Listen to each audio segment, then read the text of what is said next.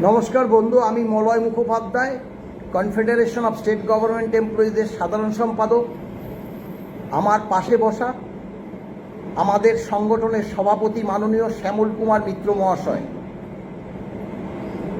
DA মামলা সম্প্রতি যে ঘটনাগুলি ঘটেছে তা আপনারা আমাদের সভাপতির যে বহু ভিডিওর মারফতে আপনারা অবশ্যই অবগত আছেন। আমিও আপনাদেরকে জানিয়েছি। কর্মচারী সমাজকে যা হয় যতটুকু আমরা জানতে পারি তা আমরা তুলে ধরি। আগামী 8 তারিখে আবার মামলাটা আছে। সেই দিন কি কারণে হয়নি সেটাও আপনারা জানেন। তবে মাননীয় বিচারপতি সঞ্জয় কারোল মহাশয় নিজ মুখেই বলেছেন যে আগামী 8 তারিখ সোমবার দুপুর 2টো থেকে তিনি মামলাটা শুনবেন। এই বার্তাটাই আমরা পেয়েছি। তার পরবর্তী কালে অর্থাৎ গতকাল একটা অর্ডার বেরিয়েছে সুপ্রিম কোর্ট থেকে।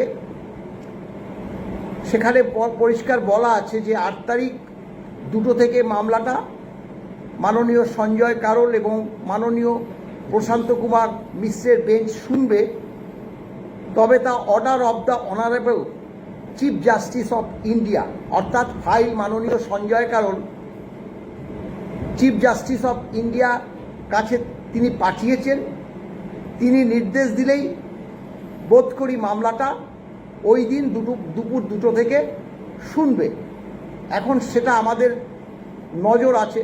যদি দুপুর 2টো থেকে 8 তারিখ মামলাটা ওঠে তাহলে তো বাস্তব এটা যে মাননীয় চিফ জাস্টিস অফ ইন্ডিয়া মামলাটি শোনার জন্যই মাননীয় বিচারপতি সঞ্জয় কারোলকে নির্দেশ দিয়েছেন। আর যদি দেখা যায় যে মামলাটা ওই দিন না হলো, সেই ব্যাপারে এখন আর কিছুই আমরা বলছি না।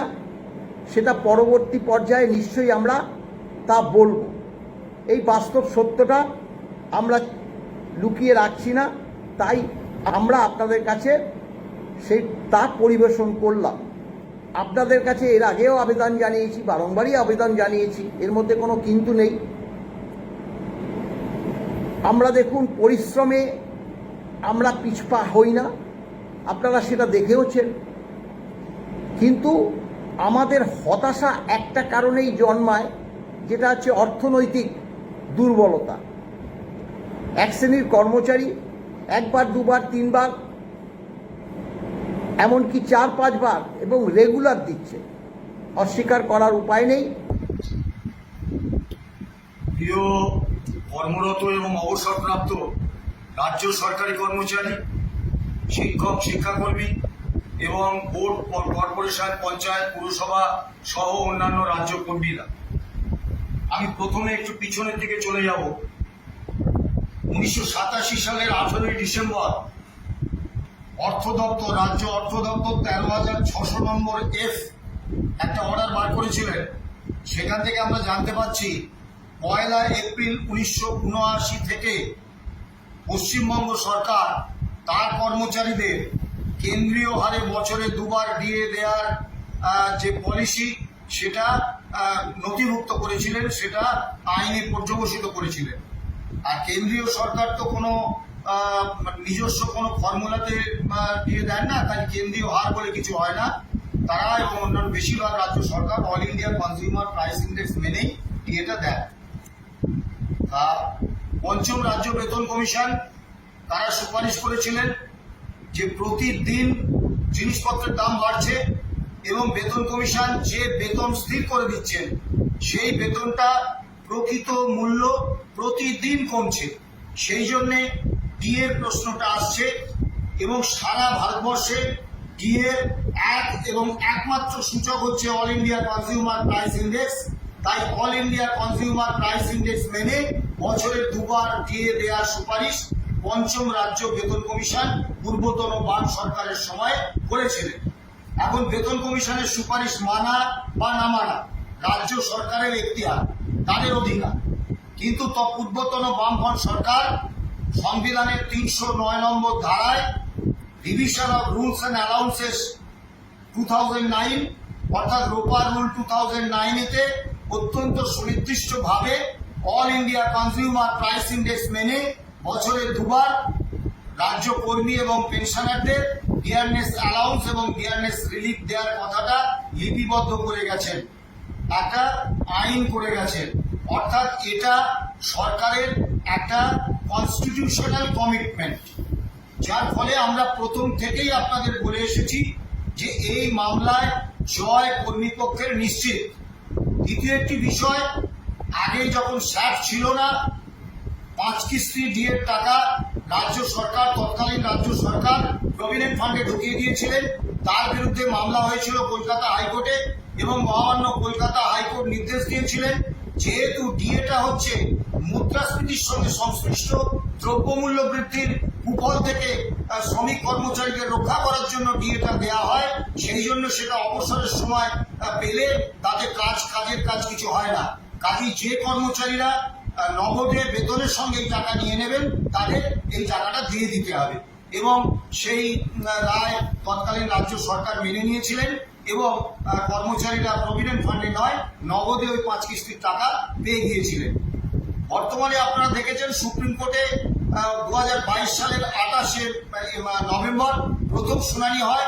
তার পরের দিনই জাস্টিস দীনেশ মাহেশ্বরীর বেঞ্চ তার পরের শুনানিতে অত্যন্ত সুনির্দিষ্টভাবে বলেছিলেন যে 2018 সালে কলকাতা হাইকোর্টে রায় হয়েছে DA is a legally enforceable right of the employees. তার বিরুদ্ধে সুপ্রিম কোর্টে রাজ্য সরকার কোনো আবেদন করেননি, চ্যালেঞ্জ করেননি, উল্টে সেই একই কলকাতা হাইকোর্টের বেঞ্চে সেই রায়ের প্রেক্ষিতে রিভিউ পিটিশন করেছে টাকা দিয়ে, যার ফলে তারা অর্থাৎ রাজ্য সরকার ওই রায়টিকে লিগ্যালিটি দিয়ে দিয়েছেন। যে রায়কে ইতিমধ্যে লিগ্যালিটি দিয়ে দিয়েছেন সরকার, সেই রায়ের বিরুদ্ধে এতদিন পরে এসে কেন? এবং গত 14 এবং 16ই মে মহামান্য সুপ্রিম কোর্টে জাস্টিস সঞ্জয় কারোল এবং জাস্টিস সন্দীপ মেহতার বেঞ্চ অত্যন্ত সুনির্দিষ্টভাবে জুলাই 2009 থেকে ডিসেম্বর 2019 পর্যন্ত all India consumer price index মেনে বকেয়া ডিএর 50% প্রথমে বলেছিলেন, তারপরে রাজ্য সরকারের আইনজীবীরা বলেন ওটা কমান, রাজ্য সরকারের কোমর ভেঙে যাবে।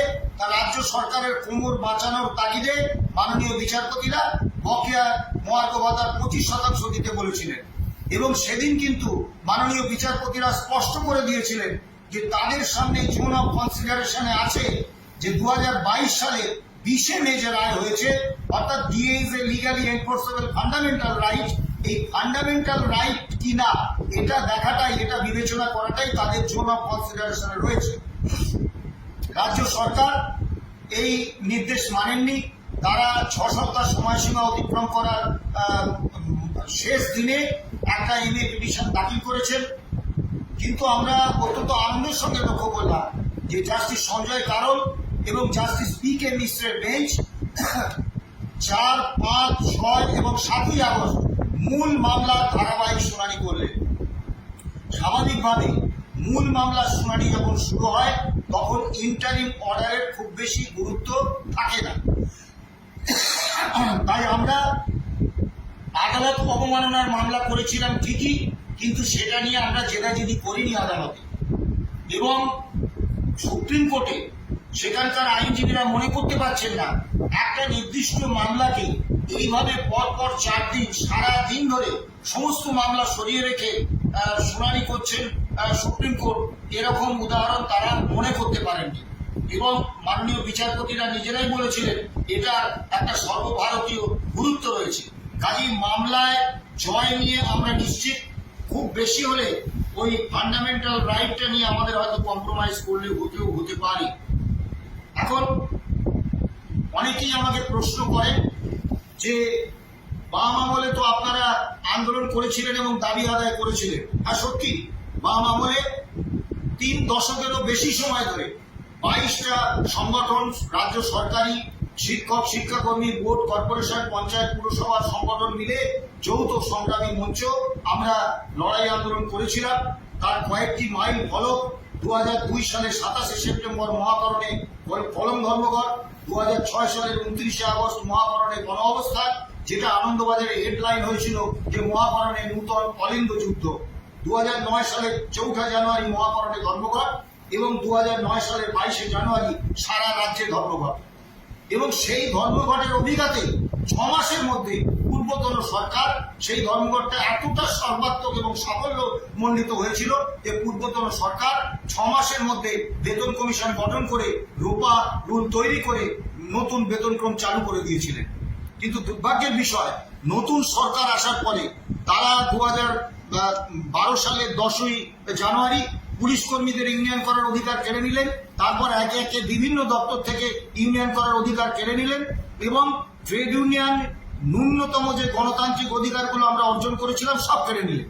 এখন আমরা প্রশাসনের ভিতরে শাসক দলের কর্মী সংগঠনের ছদ্মবেশে শাসক দলের যে গণসংগঠন রাজ্য সরকার বা মালিকের এজেন্ট হিসেবে কাজ করছে, তারা পুলিশ এবং প্রশাসন মিলিতভাবে প্রশাসনের অভ্যন্তরে কোনো আন্দোলন করার মতো ন্যূনতম কোনো পরিস্থিতি রাখেনি।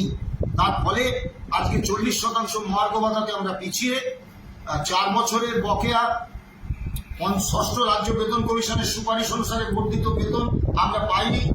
এমনকি বাড়ি ভাড়া ভাতা 15% থেকে 12% হয়ে গেছে। City compensatory allowance, education allowance, transport allowance এসবের কথা ভুলেই যান। সব থেকে বড় কথা, 6ষ্ঠ বেতন কমিশনের রিপোর্টটুকু আমাদের পেতে হয়েছে আদালতে মামলা করে। কিন্তু আন্দোলন হচ্ছে এককভাবে সংগঠনগুলো এবং যৌথভাবে বিভিন্ন সংগঠন মিলে আমরা আন্দোলন করছি, কিন্তু রাজ্য সরকারের কাছ থেকে আমরা দাবি আদায় করতে পারছি না। দাবি আদায় তো দূরস্থ, আমরা মুখ্যমন্ত্রী বা অর্থমন্ত্রীর সঙ্গে দাবি নিয়ে যে আলোচনায় বসবো সেই সুযোগটা আমরা পাচ্ছি না। সেই সুযোগটাও রাজ্য সরকার আমাদের দিচ্ছে। এরকম অবস্থায় কৌশলগত অবস্থান হিসেবে মহামান্য সুপ্রিম কোর্টের উপর আমাদের আস্থা রাখতে হবে। অযথা সুপ্রিম কোর্টের সমালোচনা করে আমাদের ওই ভিউজ বাড়িয়ে কোনো লাভ নেই, কারণ সুপ্রিম কোর্টই আমাদের শেষ ভরসা। এবং আগামী 8 তারিখে সোমবার মামলার শুনানি হওয়ার কথা, কিন্তু সেটা প্রধান বিচারপতির অনুমোদন সাপেক্ষে কি হবে আমরা জানি না। তবে এটুকু বুঝতে পারছি মামলা আরো কিছুদিন চলবে। আমরা প্রথম 6 বছর মামলাটা চালিয়েছি নিজেদের সংগঠনের আর্থিক সংগতিতে, তারপর আপনাদের কাছে আর্থিক অনুদানের জন্য আবেদন করেছি এবং একটু অভিমানের সুরেই বলি, 10 লক্ষ কর্মচারী এবং অবসরপ্রাপ্ত কর্মচারী এই মামলার রায় কার্যকর হলে উপকৃত হবেন। তাদের মধ্যে একটা অত্যন্ত ছোট অংশ, তারা প্রথম থেকেই ধারাবাহিকভাবে একাধিকবার আমাদের অনুদান দিয়ে চলেছেন। তারা আপনারা ডিএ পান না, ডিয়ারনেস রিলিফ পান না, তারপরেও বারবার আপনাদের কাছে এই আর্থিক অনুদানের আবেদন করাটা আমাদের পক্ষেও খুব বিড়ম্বনা। কিন্তু আমাদের কিছু করার নেই, কারণ মামলাটা একেবারে অন্তিম পর্যায়ে এসে দাঁড়িয়েছে। কর্মী পক্ষের জয় নিয়ে আমাদের মধ্যে কোনো সন্দেহ নেই। এই অবস্থায় যদি শুধু অর্থের কারণে মামলাটা ছেড়ে দিয়ে চলে আসতে হয়, এর থেকে দুঃখের, এর থেকে দুর্ভাগ্যের কিছু হতে পারে না। তাই আপনাদের প্রত্যেকের কাছে আবেদন করছি, যারা এতদিন পর্যন্ত অনুদান দিয়েছেন, বারবার দিয়েছেন, তাদের কাছেও লজ্জা ঘেন্নার মাথা খেয়ে আবারও আবেদন করছি যে আপনারা আমাদের ব্যাংক অ্যাকাউন্টে কিছু আর্থিক অনুদান পাঠান।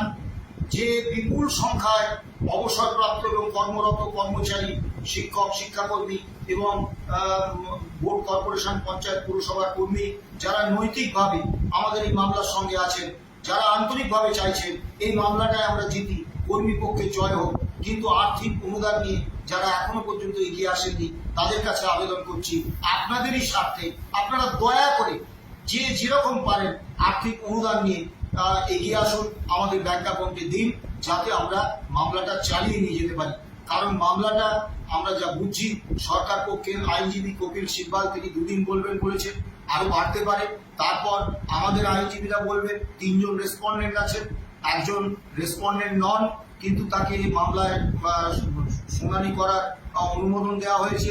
কাজী তাদের প্রত্যেকের আইনজীবীরা বলবেন দীর্ঘ সময় লাগবে, কাজী মামলাটা আরো বেশ কয়েকদিন চলবে। এই কয়েকদিন মামলা চালানোর জন্য আমাদের কাছে কোনো অর্থ নেই। আপনাদের কাছে সবিনয় আবেদন, আপনারা যেভাবে 10 বছর ধরে আমাদের উপর ভরসা করে আছেন, আস্থা বিশ্বাস রেখেছেন, আমাদের ভালোবেসেছেন, স্নেহ করেছেন, আশীর্বাদ করেছেন, সেই হাত বাড়িয়ে আগামী দিনে এই মামলাটা শেষ পর্যায়ে অন্তিম রায় যখন দেওয়ার অপেক্ষায়, তাতে আমরা যাতে অর্থের অভাবে বিড়ম্বনায় না পড়ি, অর্থের অভাবে যাতে আমাদের এই মামলা চালিয়ে নিয়ে যাওয়াটা অসম্ভব না হয়ে পড়ে, তাই আপনাদের প্রত্যেকের কাছে করজোড়ে আবেদন করছি যে আপনারা যে যেরকম পারেন আমাদের ব্যাংক অ্যাকাউন্টে আর্থিক সহযোগিতা করুন। ভালো থাকবেন, সুস্থ থাকবেন। নমস্কার।